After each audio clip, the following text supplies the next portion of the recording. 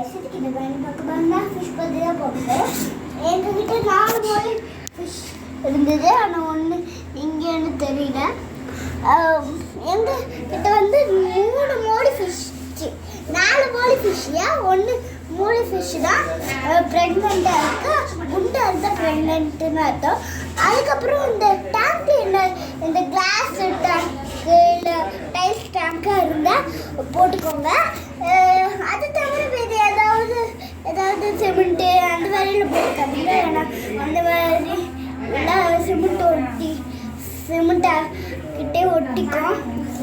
இந்த மாதிரி இது எதை அது ஒட்டிக்காத, அதனால இது சாப்பிட்றோம். அடுத்து இந்த மோடு, அடுத்து இந்த கோல்டு இந்த 2 இருக்கும். அப்புறம்